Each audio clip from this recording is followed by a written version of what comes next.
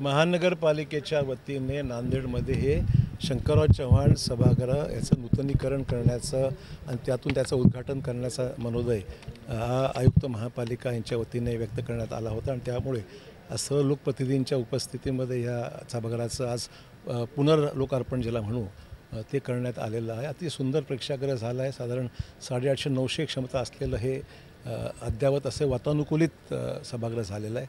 नांदेडवासियांची गरजही होती ते चांगलं मेंटेन व्हावं अशी आमची भावना आहे.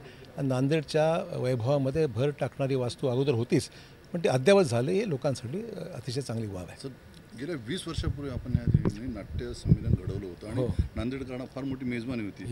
तेव्हापासून असं काही घडलेलं नाही. तर आता राजकीय नाटकं चालूच असतात, बाकीची नाटकं आणण्याचा प्रयत्न करू आम्ही.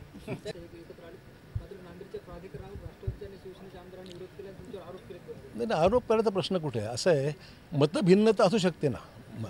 विकासात्मक कामासंदर्भामध्ये वेगवेगळी मतं असू शकतात.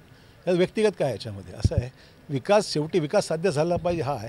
आणि विकास साध्य करताना जी लोकशाही मार्गाने ज्या गोष्टी अपेक्षित आहेत त्या झाल्या पाहिजे अशी अपेक्षा आहे. मग कारवाई करावी ना. ज्या ठिकाणी असं दिसत आहे त्या ठिकाणी चौकशी करून कारवाई झाली पाहिजे. DP प्लॅन तर आवश्यक आहे ना. प्राधिकरण करा किंवा न करा हा विषय नाही आहे. DP प्लॅन हा विषय सर्वस्तर वेगळाच आहे. नियोजन कुठल्याही गोष्ट करताना त्याचा एक आराखडा करावा लागतो आणि DP डेव्हलपमेंट प्लॅन हा नियोजनाचा भागच आहे. त्यामुळे DP प्लॅनचा आणि प्राधिकरणाचा संबंध तसा नाही आहे.